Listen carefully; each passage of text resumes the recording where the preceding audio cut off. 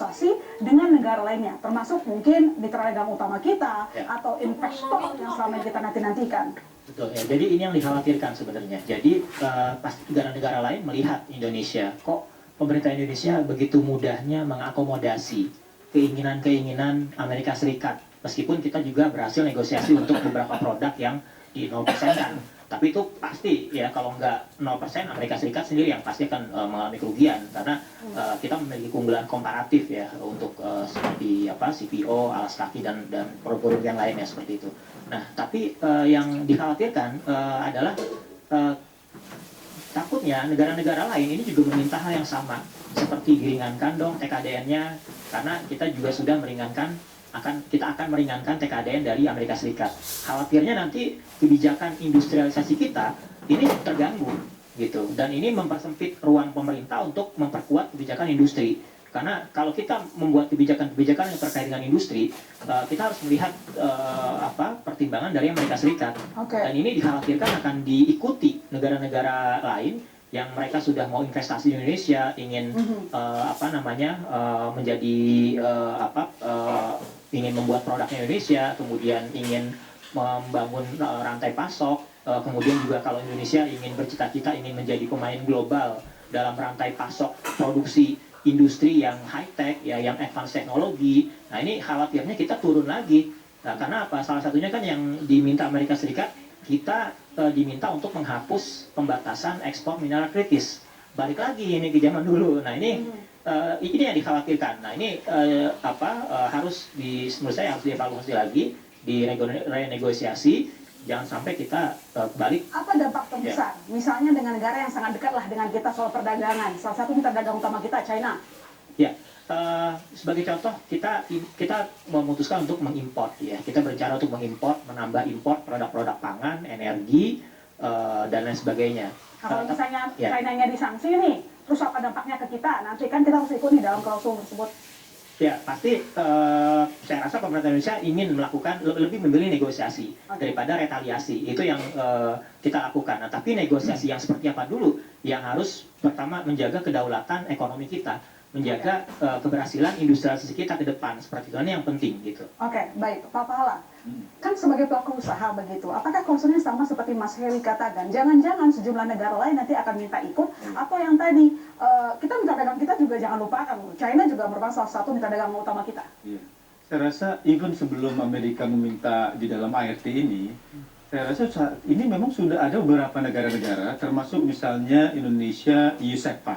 Memang mereka mengharapkan bahwa untuk Indonesia bisa melonggarkan ketentuan yang terkait mengenai TKDN tersebut. Jadi ini menurut saya bukan sesuatu hal yang memang baru dari negara-negara lain, tetapi negara-negara maju juga tahu bahwa misalnya tadi mengenai processing daripada mineral kritis akan terlalu mahal buat negara-negara maju dan juga terlalu memiliki pengaruh terhadap lingkungan untuk mereka mengimpor dalam bentuk mineral kritis raw atau yang belum diproses untuk dibawa ke negaranya mereka, lalu kemudian diproses. Dan yang ketiga, yang ada di dalam perjanjian ini juga dikatakan sebagai industrialized commodities, yang artinya bahwa mineral kritis yang dimaksud di sini bukan adalah dalam bentuk raw, tetapi yang sudah menjadi bentuk dalam intermediary product.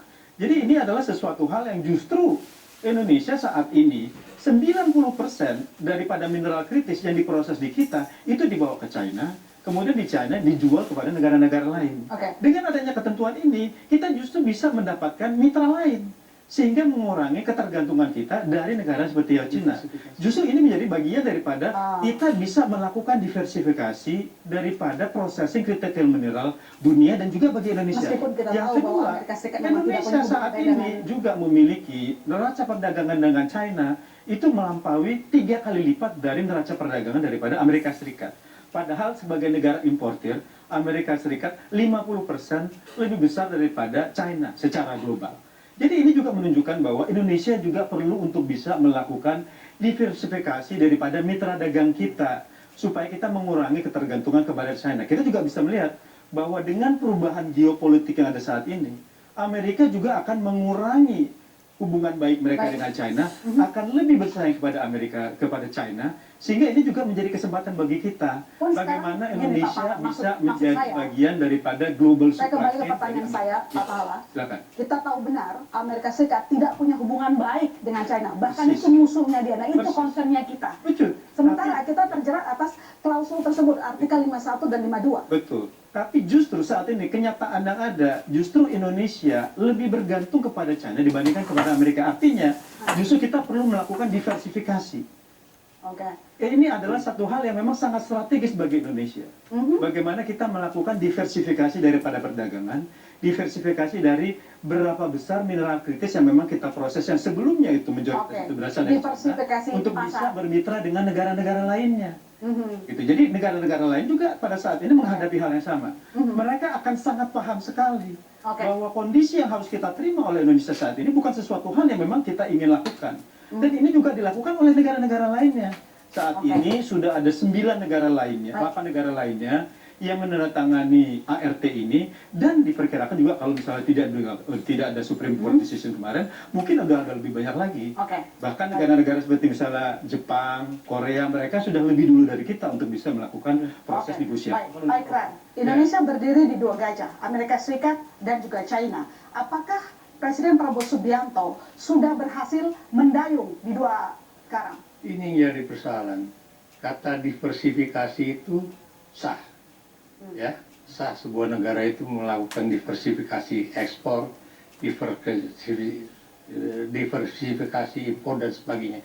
Tapi di dalam perjanjian antara Indonesia dengan Amerika Serikat itu jelas kata diversifikasi itu tidak ada. Yang ada adalah apakah sebuah negara itu masuk ke dalam third party list yang tidak disukai oleh Amerika Serikat.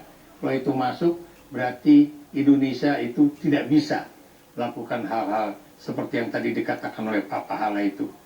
Nih, jadi tujuan diversifikasi menurut Anda itu nggak akan terwujud? Tidak akan terwujud.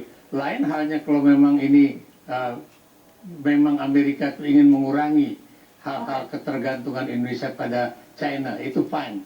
Tapi kalau kemudian itu masuk ke dalam third party list, ya, itu buat saya impossible untuk bisa lakukan. Sebentar, saya mau tambahkan soal BOP yang tadi Anda katakan itu ya.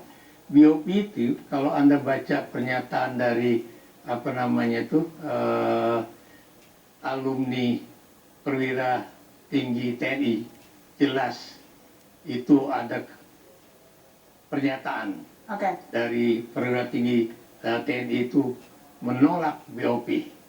Kenapa? Karena mereka sebagai mantan prajurit TNI, mereka mengatakan bagaimana mereka mempertahankan nama baik Indonesia dan sebagainya. Jadi kalau saya berkata keras kepada Presiden misalnya, ini bukan saya anti Prabowo, tapi saya justru mencintai Prabowo supaya jangan sampai dia kayak orang yang diinjak-injak oleh Trump. Dan jangan lupa, sebentar. Ayo, singkat aja. Ini demokrasi Amerika itu harus menjadi pelajaran buat kita, bahwa walaupun misalnya mereka-mereka yang memutuskan di Mahkamah Agung Amerika Serikat itu sebagian besar itu adalah anggota Mahkamah Agung yang dari Partai Republik atau konservatif, ternyata mereka tetap bisa menjalankan trias politika secara baik. Ini bukan tarif, itu bukan urusan presiden, ini adalah urusan Kongres. Nanti kita lanjutkan lagi, saudara jangan kemana-mana, boleh lihat sekarang kembali.